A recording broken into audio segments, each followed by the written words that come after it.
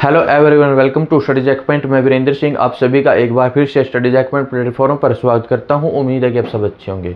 आइए हम शुरू करते हैं साइंस। और साइंस का जो हमारा बायोलॉजी का टॉपिक चला हुआ है वो है कृमि।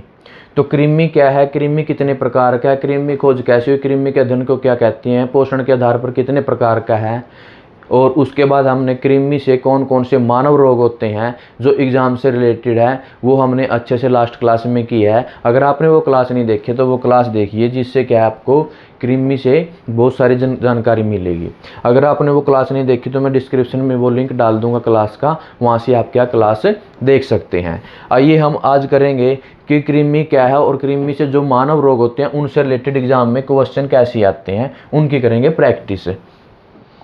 तो सबसे पहले देखिए पहला क्वेश्चन क्या है, कृमि। कृमि को हम देखो, कृमि है जो, कृमि को हम क्या क्या कहते हैं, जैसे वॉर्म भी बोल देते हैं, प्लेंटीहेल्मिन्थ भी बोल देते हैं, और कैंकर वॉर्म भी बोल देते हैं, वर्मिन भी बोल देते हैं।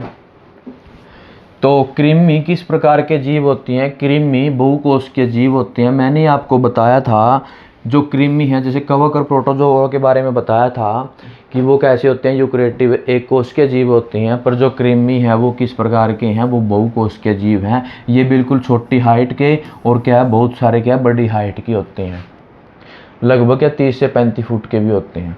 तो अच्छे से हमने क्या इसके बारे में डिस्कस की थी, अच्छे से वो क्लास देखिए ताकि आपको कृमि के बारे में अच्छी नॉलेज मिले और जानकारी प्राप्त हो। उसके बाद कृमि विज्ञान को किसका अध्ययन है, कृमि विज्ञान किसका अध्ययन है। देखो कृमि विज्ञान या फिर कृमि विज्ञान को क्या है, हेल्मिन्थोलॉजी बोलते हैं। मैंने बताया था जो जिस प्रकार कवक के अध्ययन को या प्रोटोजोआ के अध्ययन को प्रोटोजोलॉजी या माइकोलॉजी बोलते हैं कवक के अध्ययन को, इसी प्रकार तो कृमि के अध्ययन को क्या बोलते हैं, हेल्मिन्थोलॉजी बनते हैं। क्वेश्चन के अंदर ही क्या है हमारा आंसर है। कृमि के बारे में बात चली हुई है, कृमि विज्ञान हेल्मिन्थोलॉजी मतलब किसके बारे में है, तो कृमि के बारे में। तो ये भी क्या है, बहुत बार एग्जाम में क्वेश्चन आ डायरेक्ट कि कृमि के अध्ययन को क्या कहते हैं। तो कृमि जनित रोगों का प्रमुख प्रसार किसके द्वारा होता है भाई, जो कृमि रोग है। देखो मैंने बताया था स्टार्टिंग में, जो हमारे कम्युनिकेबल डिसीज जिसको हम हिंदी में संचारी रोग बोल देते हैं, या फिर इसको इन्फेक्टेड डिसीज बोल देते हैं, या फिर संक्रमण रोग बोल देते हैं। मतलब क्या है, जो एक दूसरे से फैलता है। तो हमने उसमें वायरस, बैक्टीरिया, प्रोटोजोआ कवर कर लिया है। पांचवा जो संक्रमण रोग है वो क्या है, कृमि से होता है। तो ये भी क्या है, रोग फैलता है, वो किसके माध्यम से फैलता है, मोस्टली ज़्यादा से ज़्यादा क्या है, जल दूषित और जल कौन सा भोजन और जल दूषित, दूषित जल व दूषित भोजन से क्या ज़्यादातर क्या रोग फैलता है। ऐसे क्वेश्चन एग्जाम में देखने को मिलते हैं। कृमि किस वर्ग में आते हैं, कृमि को मैंने 3 वर्गों में बताया था, कौन सा, नेमेटोडा, एनेलिडा या प्लेंटीहेल्मिन्थ या फिर सिमेटोडा, ये 3 प्रकार के हैं। इनको भी अच्छे से हमने क्या डिस्कस करी थी, क्या है कि ये खंडित होते हैं, ये बेलनाकार होती हैं, चपटे होती हैं, गोल होते हैं। इनके बारे में बिल्कुल एग्जाम्पल के साथ अच्छे से क्लियर किया था।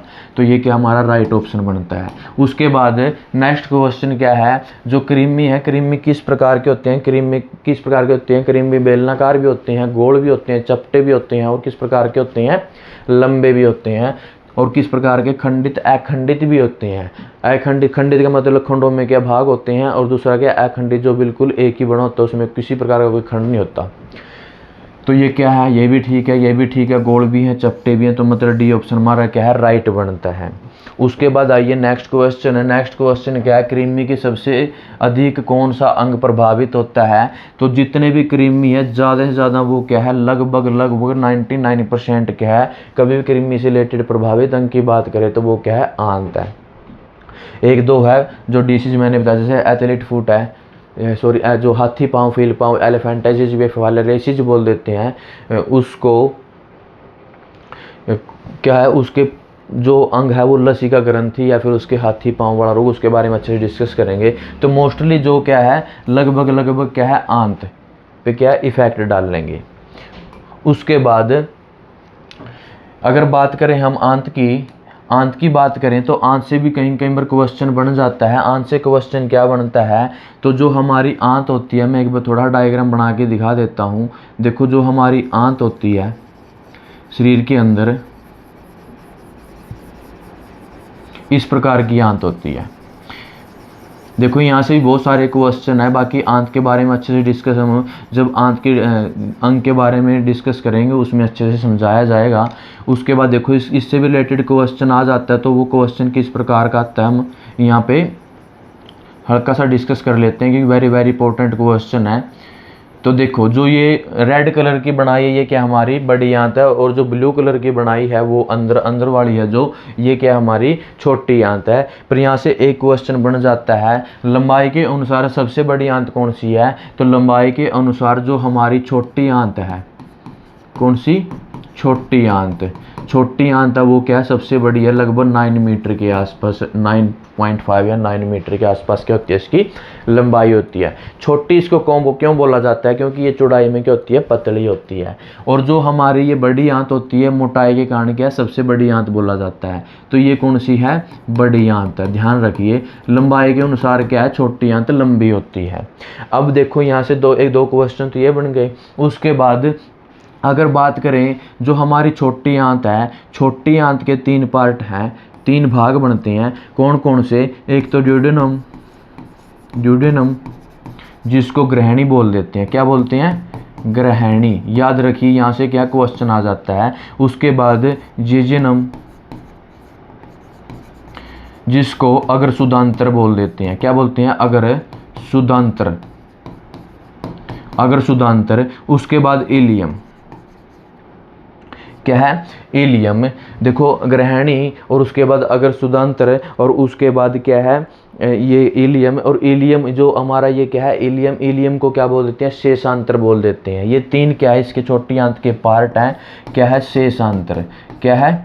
शेषांतर बोल देते हैं। ये हमारे क्या है? छोटे आंत के क्या है? भाग हैं। और इनके अलग अलग क्या है? कार्य होती हैं। कोई पानी को शोषण करता है, कोई विटामिन है या कोई खनिज है, उनके अलग अलग आंतों का अलग अलग कार्य है। उनके जो पार्ट हैं उनके अलग अलग क्या पार्ट हैं। और इसमें आंतों के अंदर ना क्या है? झाड़ी नुमा फिंगर, उंगली नुमा क्या होती हैं? ऐसी संरचनाएं बनी होती है। वो क्या करती हैं?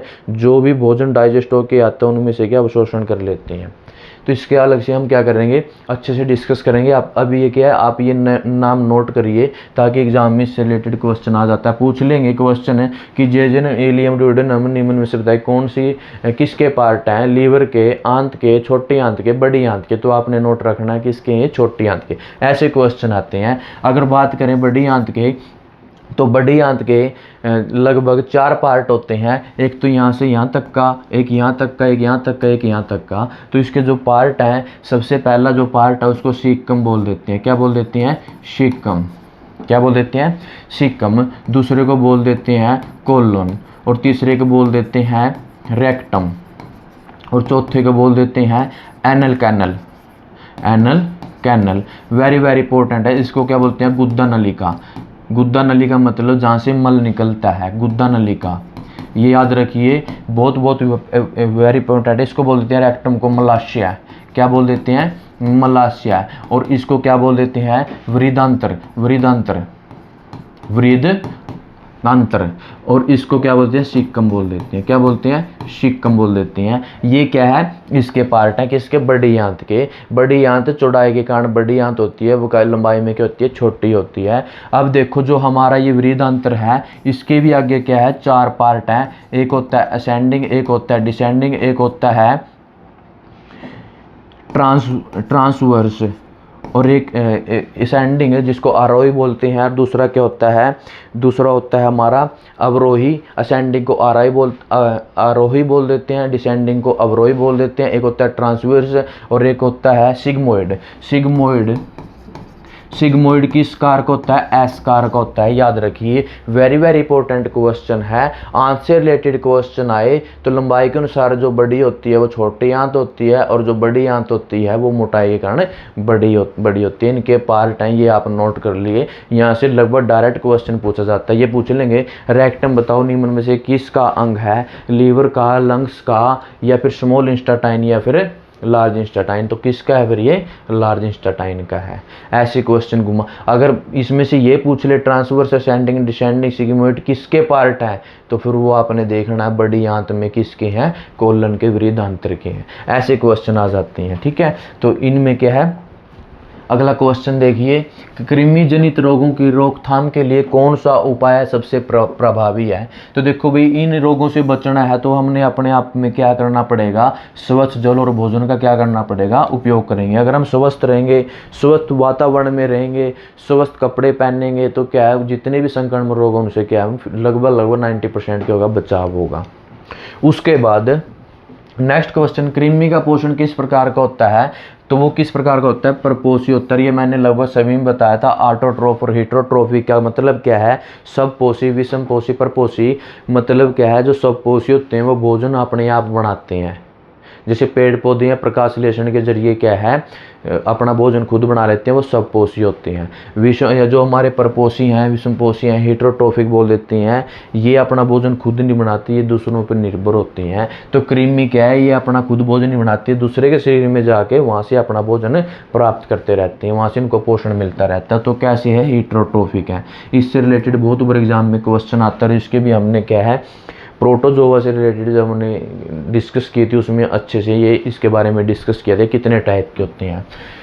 उसके बाद किसान के लिए केंचुआ अर्थवॉर्म को मित्र क्यों कहा जाता है। देखो, फ्रेंड, फार्मर फ्रेंड भी बोल देते हैं और किसान मित्र भी बोल देती हैं। क्या होता है केंचुआ, केंचुआ भी किस प्रकार का होता है, लंबा होता है और गोल आकृति का, जैसे कि आप बिल्कुल गोल आकृति का लंबा होता है, ठीक है, चपटे से आकार का। उसके बाद ये क्या, केंचुआ को मित्र क्यों कहा जाता है किसान का, फसल को मतलब क्या है, उसकी जो मिट्टी होती है, मिट्टी में उर्वरता शक्ति को बढ़ा देता है, उपजाऊ मिट्टी बनाता है, इसलिए किसान का मित्र बना। अब देखो, जैसे हम क्या है, इसके अंदर मिट्टी के अंदर हम बहुत सारी क्या है, कीटनाशक दवाइयाँ डालते हैं। तो उस दवाई को ये तो नहीं पता कि भी ये किसान का मित्र है, इसको बचाएगा और बाकी को क्या करे, मारेगा। वो तो दोनों को मारता जाएगा। इस कारण क्या है, बहुत सारा क्या है, जो केंचुए किसान मित्र है वो सारे क्या है, लगभग मर चुके हैं। अगर इससे क्या है, किसान मित्र जो हमारा केंचुआ है, केंचुआ का अर्थवॉर्म बोल देते हैं, ये क्या है, इससे वर्मी कंपोस्ट खाद भी बनाई जाती है। कौन सी, वर्मी कंपोस्ट खाद, वर्मी कंपोस्ट।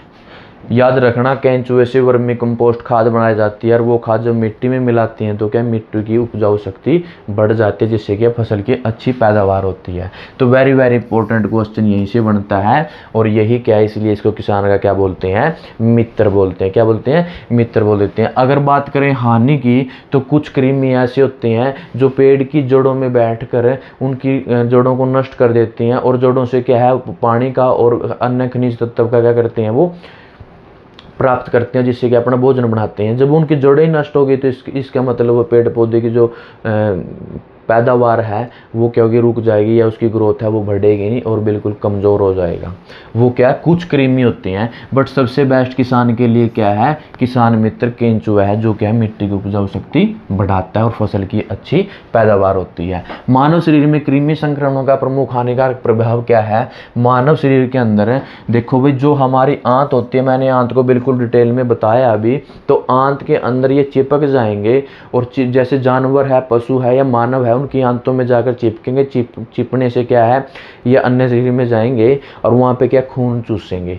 चिपक कर क्या करते रहते हैं, खून चूसते रहते हैं। जैसे खून की कमी होगी एनीमिया रोग हो जाता है। कौन सा, एनीमिया रोग। खून की कमी को एनीमिया बोल देते हैं। तो ये क्या है, मोस्टली जो आंतें होती हैं वो खून को चूसते हैं। मोस्टली आंतों में जो कृमि है वो खून को चूसते रहते हैं। और आंत के अलावा जो और हमारे जो स्किन है, चमड़ी है, उसमें से भी क्या है, तो बच्चा है उसमें, उसके ज़रिए भी क्या है, ये बहुत सारे खून चूसते रहते हैं। जैसे पानी के अंदर कभी आपने देखा जो जोक होती है, जोक भी क्या है, जैसे हमारी भैंस वगैरह जैसे हम इधर उधर लेके जाते हैं तो वो क्या है, वहाँ पे चिपक जाते हैं, चिपकने से वो खून चूसते रहते हैं ना। तो वो भी क्या है, कृमि का प्रकार है। तो आंत में कृमि होने पर कौन सा लक्षण दिखाई देगा भाई। जैसे आंत में वो कृमि जाएगा, आंत में कृमि जाएगा तो सबसे पहले खून की भी कमी होगी, एक तो ये। और खून की कमी के अलावा क्या, कमजोरी आएगी। कमजोरी से ना उसको क्या लगेगी, भूख नहीं लगेगी। अब खून की कमी आता तो वो भी ऑप्शन ठीक था। अब इसके अलावा भूख कम लगना और साथ साथ कमजोरी, राइट ऑप्शन बन जाता है हमारा। उसके बाद वर्मी कंपोस्ट खाद का निर्माण किस जीवा, मैंने अभी बताया था, अर्थवोरम केंचुए के द्वारा क्या है वर्मी कंपोस्ट खाद का निर्माण। ऐसे क्वेश्चन है, चाहे आपका एसएससी का हो या किसी स्टेट लेवल का एग्जाम हो या फिर हमारा रेलवे का एग्जाम है, इस टाइप के क्वेश्चन एग्जाम में आते हैं। ये जैसे प्रैक्टिस करेंगे, और मैं तो बिल्कुल आपको इस ढंग से करवा रहा हूँ कि सबसे पहले कोई टॉपिक है उसके बारे में अच्छे से डिटेल में करेंगे। जैसे डिसीज है, डिसीज प्रोटोजोआ से या कृमि है तो उसके बारे में, कृमि के बारे में अच्छे से जानेंगे। उसके बाद कृमि से कौन कौन से रोग होते हैं उनकी डिटेल में जानेंगे। उसके बाद एमसीक्यू क्वेश्चन करने का फ़ायदा है। तो ताकि हमें क्या है, बहुत ज़्यादा क्या है इसके बारे में नॉलेज होगी, तब ताकि हमें क्या है किसी प्रकार के एग्जाम में क्वेश्चन आएगा तो क्या है हम भूलेंगे नहीं। अगर डायरेक्ट हम क्या एमसीक्यू क्वेश्चन की प्रैक्टिस करें तो क्या बड़ा इसमें से घुमा फिरा के दे दे, फिर वो समझ में नहीं आएगा। अगर हम एक बार अच्छे से टॉपिक को क्लियर कर लें, उसके बाद जब किसी टाइप से कैसे भी घुमा फिरा कर एग्जाम में एग्जामिनर क्वेश्चन को दे दे तो बिल्कुल क्या हमारा गलत नहीं होगा, अच्छे से हम उसको आंसर दे पाएंगे। हाथी पाँव रोग का अन्य नाम क्या है? देखो, हाथी पाँव को फील पाँव भी बोल देते हैं, एलिफेंटाइटिस भी बोल देते हैं, और फाइलेरिया एसिस बोल देते हैं। फाइलेरियासिस, देखो फाइलेरियासिस, एलिफेंटाइटिस और फील पाँव, फाइलेरिया किसके, हाथी पाँव का ही रोग है। तो हमारा क्या है, ये राइट ऑप्शन बनता है। देखो, जो एलिफेंटाइटिस है इसको फाइलेरियासिस, या इसको फील पाँव, ये इसको हाथी पाँव भी बोल देते हैं। हाथी पाँव क्यों बोल देते हैं? जब ये कृमि चला जाता है, किसके माध्यम से जाता है? देखो, इसका माध्यम मोस्टली तो मैंने बताया था जल और पानी। जो इसका हाथी पाँव का जो कारक है वो किसके माध्यम से जाता है? कूलेक्स मच्छर, कूलेक्स मच्छर होता है, कूलेक्स मच्छर इसके ये माध्यम होता है। इसके साथ क्या है, ये कृमि जाएगा और कृमि त्वचा में जाएगा। त्वचा में जाने के बाद क्या है, हाथ और पैर और जननांगों में क्या है, सूजन आएगी, स्वेलिंग आएगी, और मोस्टली लक्षण दिखाई देंगे पैर पर। पैर क्या है, बिल्कुल मोटा चौड़ा। मैंने क्लास में दिखाया तो उसकी पिक भी दिखाई थी अच्छे से। जो उसका पैर है वो क्या, हाथी जैसा बिल्कुल स्वेलिंग में सूज जाएगा और सेम हाथी जैसा पैर हो जाएगा। बहुत क्या है, उसकी चौड़ाई में बहुत ज़्यादा स्वेलिंग आएगी, इसलिए इसको हाथी पाँव बोलते हैं, हाथी पाँव जैसा। उसके बाद माध्यम बताया था मैंने, कूलेक्स और मानसोनिया नाम के मच्छर हैं। ये दोनों मच्छर हैं, वो उसकी वजह से क्या ये रोग फैलता है। उसके बाद फेफड़े और हृदय है। या एलिफेंटे रोग में मुख्य रूप से कौन से अंग प्रभावित होते हैं? तो देखो, कौन से होते हैं अंग की बात करें, हाथ पैर, जननांग और लसिका ग्रंथि। वेरी वेरी इंपॉर्टेंट है। जैसे कुछ कृमि आंत में इफेक्ट डालते हैं, तो हाथी पाँव के जो एलिफेंटाइटिस डिसीज है उसमें जो लसिका ग्रंथि होती है उस पर ज़्यादा प्रभाव डलेगा। जैसे ही लसिका ग्रंथि पर प्रभाव डलेगा तो त्वचा पे भी डलेगा, और साथ साथ फिर क्या है, हमारी लसिका ग्रंथि से प्रभाव डलने पर हमारी त्वचा में, हाथ पैर पे क्या स्वेलिंग आएगी, सूजन आएगी। लसिका ग्रंथि याद रखना, त्वचा, और लक्षण में क्या है, हाथ पैर में सूजन आएगी। ठीक है, लक्षण की बात करें तो हाथ पैर में सूजन आएगी। प्रभावित अंग की बात करें तो त्वचा के साथ लसिका ग्रंथि, और साथ साथ क्या, हाथ पैर। वो बाद में जब लसिका ग्रंथि में प्रभाव पूर्ण रूप से हो जाएगा तो उसके बाद हमारे हाथ पैरों में भी क्या प्रभाव देखने को मिलेगा। अब एलिफेंटाइटिस रोग किसके कारण होता है? वो कृमि के कारण होता है। विचेरिया बैंक्रोफ्टी नाम के क्या है, कृमि होता है। उसके बाद किसके माध्यम से, मैंने बताया था मच्छर, कूलेक्स और मैनसोनिया नाम का क्या है मच्छर होता है। वो क्या है, इस कृमि को ले जाने के लिए सहायक होता है, सक्षम होता है, या वाहक के रूप में क्या ये काम करता है। वाहक किसको बोल देते हैं? जो एक स्थान से दूसरे स्थान पे ले जाए। तो हमारा क्या ये राइट ऑप्शन बनता है। उसके बाद फाइलेरिया रोग प्रमुख लक्षण क्या है? तो हाथ पैर शरीर के अंगों में अत्यधिक सूजन आएगी, मैंने अभी आपको बताया है। उसके बाद ड्रैकनकुलियासिस, इस रोग को क्या है, नारू रोग, नारुआ रोग या फिर बालो रोग बोल देते हैं। इस रोग के बारे में शायद आप नहीं जानते होंगे। अगर आपके माता पिता या आपके जो बुजुर्ग दादा दादी जी हैं उनसे पूछ के देखिए, उनको पूछोगे नारू रोग या नारुआ रोग या फिर बालो रोग को जानते हैं तो वो अपने आप बता देंगे कि ये रोग कैसा है। ये रोग के बारे में हम डिस्कस करेंगे हल्की सी, मैंने आपको क्लास में भी बताया था। तो देखो, ये जो ड्रैकनकुलियासिस है ये किसका, ड्रैकनकुलिस मेडिनेसिस नाम के जो कृमि है उससे ये रोग फैलता है।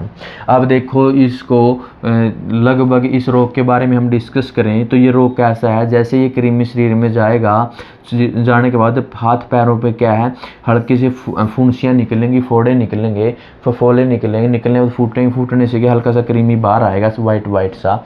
उस कृमि को क्या है, इसका इलाज के लिए तो एल्बेंडाजोल वगैरह जो कृमिनाशक दवाइयाँ वो खाएं, बट इसका जो पूर्ण रूप से इलाज है, जो वो कृमि होगा धागे नुमा दिखाई देगा, उस धागे नुमे को कृमि को निकालना पड़ता है धीरे धीरे। डॉक्टर क्या करेंगे, उसको क्या निकालते थे, बिल्कुल आराम से निकालते थे, और निकालते टाइम अगर वो टूट जाता था बीच में, आधा निकला आधा नहीं निकला, तो उस व्यक्ति को जिसको ये रोग है असहनीय दर्द होता है, वो सहन नहीं कर पाता था दर्द, तो डॉक्टर क्या उसको आराम से निकालते थे।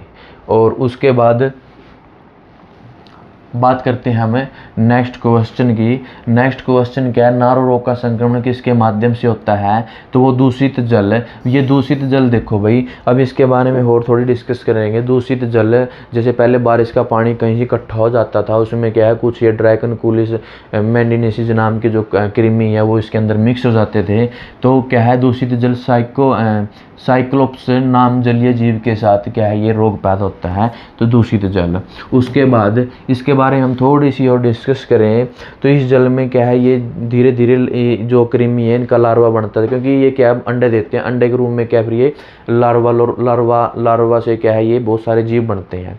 तो इसमें इसके इलाज के लिए मोस्टली क्या बोरवेल की मछलियाँ छोड़ी जाती हैं। बोरवेल की मछलियाँ कैसी होती हैं, जिनके आगे बाढ़ होती है मछलियों के, वो इस लार्वा क्या कर देती है, खा जाती हैं। खाने से क्या ये कृमि तुरंत नष्ट हो जाएंगे, कृमि देखने को मिलेगा, ये इलाज भी देखने को नहीं मिलेगा। और WHO जो हमारी वर्ल्ड हेल्थ ऑर्गेनाइजेशन है, जिसको विश्व स्वास्थ्य संगठन बोल देते हैं, इन्होंने क्या किया था 2000 में, सन 2000 रोग क्या समाप्त कर दिया था, मतलब समाप्त, ये रोग समाप्त घोषित कर दिया था कि अब ये रोग देखने को नहीं मिला। किसने, WHO ने, कब 2000 में। बट 2006 में राजस्थान में भी ये केस देखने को मिला था, उसके बाद नहीं मिला था। ठीक है, डूंगर वेन पता नहीं डूंगर कुछ ऐसा राजस्थान में जिला है, उसके अंदर ही देखने को मिला था।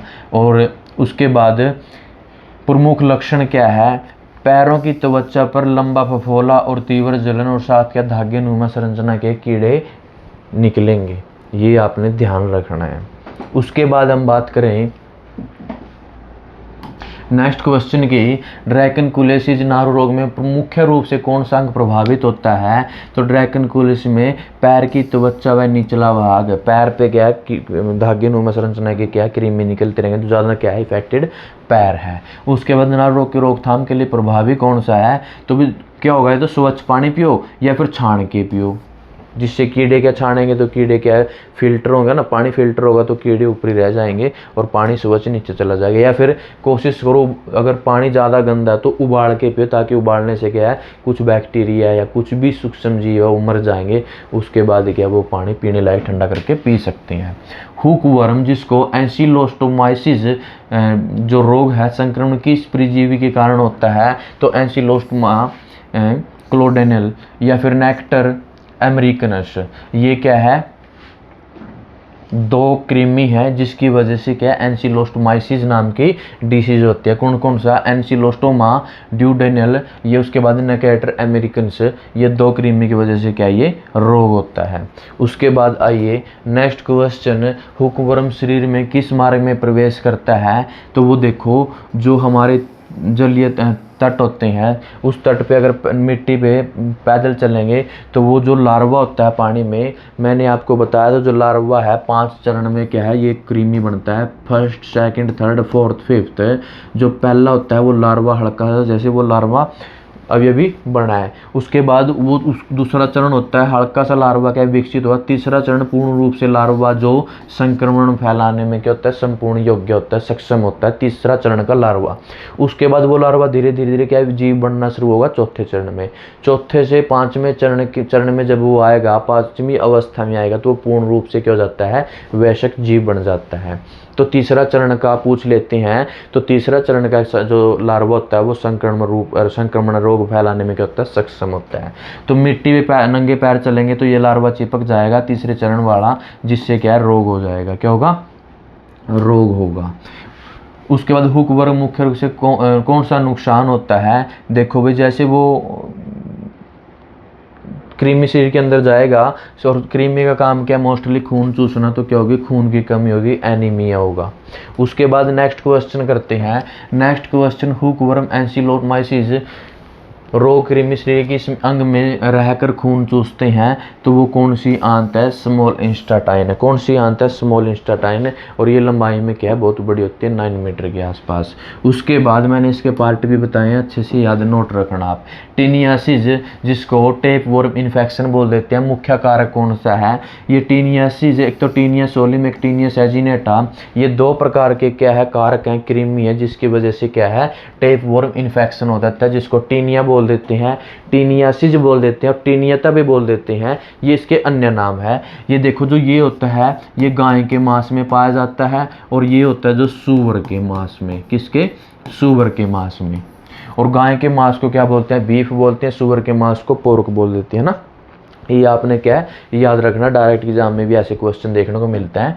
उसके बाद जो ये होता है ना, टीनिया सोलियम, ये सूअर के मांस में होता है। अगर सूअर के अंदर ये बीमारी फैल जाए तो जो ये टीनिया सोलियम है, ये जो कृमि है, ये शरीर के अंदर लगभग 25 से 30 फुट लंबा बन जाता है, और उनकी आंत में ही रहकर क्या है, ये पोषण करते रहते हैं।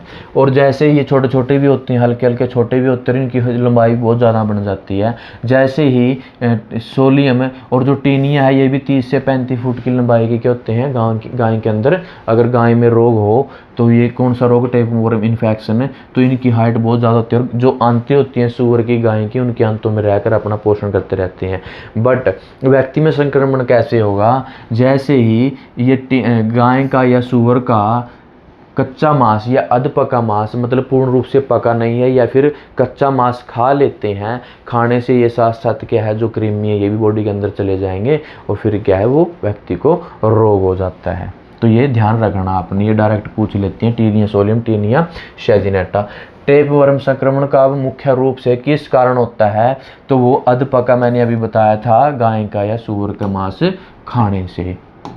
उसके बाद नेक्स्ट क्वेश्चन है, टीनिया परजीवी शरीर किस अंग में, तो वो किस अंग में, छोटी आंत में क्या है, ये इन्फेक्शन या रोग बढ़ाते हैं। उसके बाद टेपवर्म में जो रोग का प्रमुख लक्षण है, वो लक्षण क्या होगा, देखो भाई, जैसी आंत में रहेगा तो पेट दर्द होगा, पेट दर्द होगा, वजन भी कम होगा, भूख भी नहीं लगेगी, और कमजोरी होगी, तो खून चूसेगा तो कमजोरी ऑटोमेटिक होगी। ठीक है।